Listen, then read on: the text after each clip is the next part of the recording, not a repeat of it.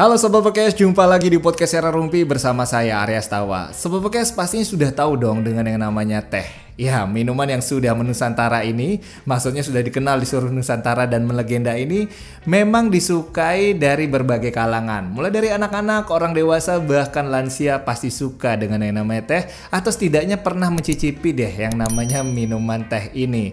Karena memang mudah didapatkan ya, bisa beli di warung, di kedai, di minimarket, di swalayan, entah yang dari daun tehnya untuk dibuat sendiri ataupun yang sudah jadi bisa kita dapatkan. Jadi minimal pernah lah ya, pernah minum teh.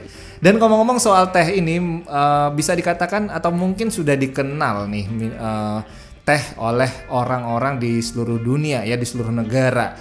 Dan kalau dilihat dari sejarahnya sendiri, teh ini ternyata punya cerita unik loh. Jadi teh pertama kali ditemukan itu secara tidak sengaja. Lah kok bisa? Ya, jadi teh pertama kali ditemukan itu di Tiongkok atau di negara Cina sana sobat. Oleh seorang kaisar bernama Kaisar Shennong pada tahun 2373 sebelum Masehi. Nah, dikutip dari situs alimentarium.org, jadi Kaisar Shennong ini yang disebut sebagai Bapak Pertanian dan Kedokteran, kala itu berkeliling negara untuk mencari tanaman obat.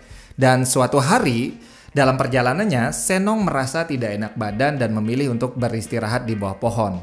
Karena ia kehausan, akhirnya kaisar ini merebus air untuk diminum.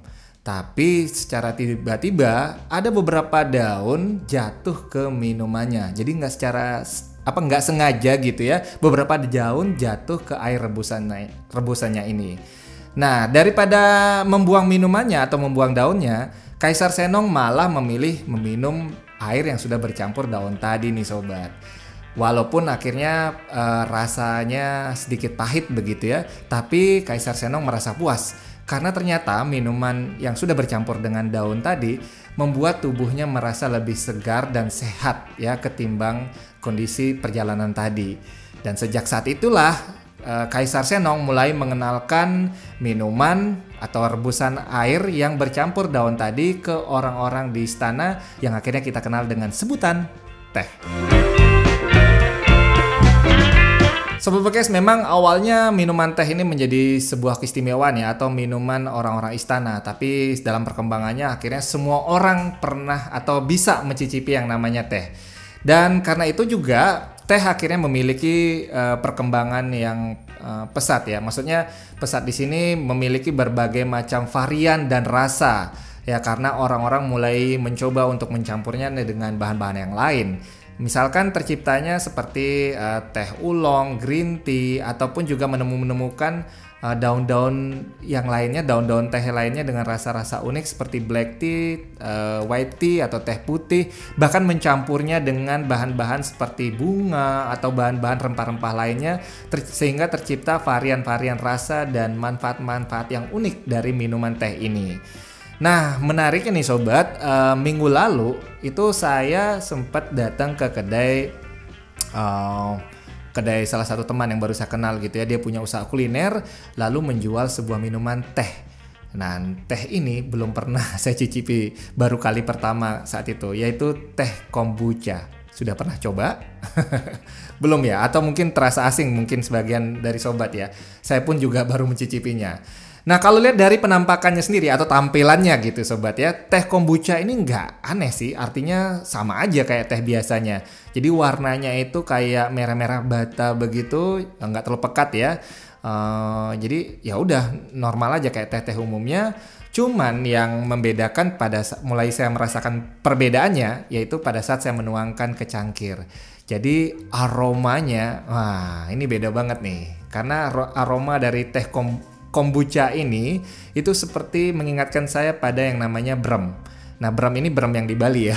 Jadi ada brem, sebuah minuman fermentasi dari ketan begitu ya, yang biasanya digunakan dalam upacara-upacara umat Hindu.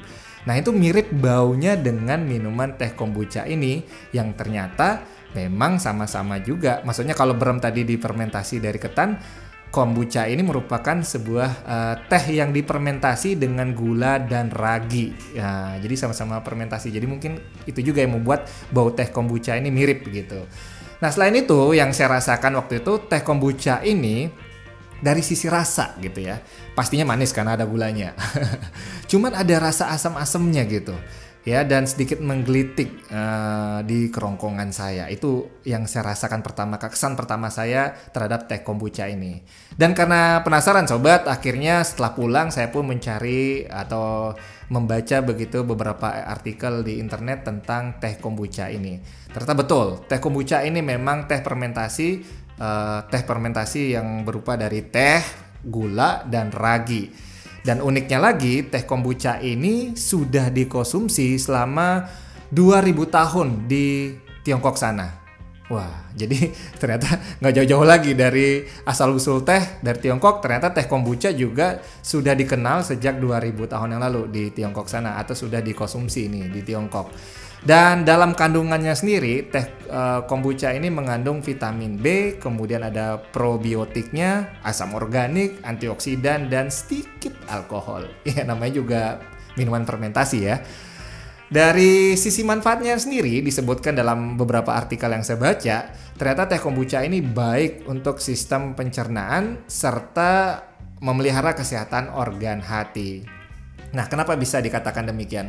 Hal ini didasari dari penelitian orang-orang terhadap teh kombucha kepada hewan. Jadi hasil studi penelitian yang dibuat atau diuji cobakan kepada hewan, ternyata teh kombucha ini yang tadi saya sebutkan sudah mengandung antioksidan dan probiotik ini mampu membantu proses pembuangan zat beracun dari organ hati. Ya, dari hewan yang diuji cobakan atau mengkonsumsi teh kombucha. Atas dasar inilah teh kombucha dikatakan memberikan manfaat kepada sistem pencernaan dan juga sistem organ hati sendiri, atau memelihara kesehatan organ hati. Lalu disebutkan juga nih sobat, untuk ibu hamil, anak-anak, atau sobat yang lagi diare, kemudian memiliki gangguan sistem imun, lalu juga memiliki masalah dengan hati atau memiliki penyakit hati, termasuk juga pecandu alkohol, disarankan untuk tidak mengkonsumsi teh kombucha karena kandungannya tadi. Nah, kurang lebihnya seperti itu nih teh kombucha.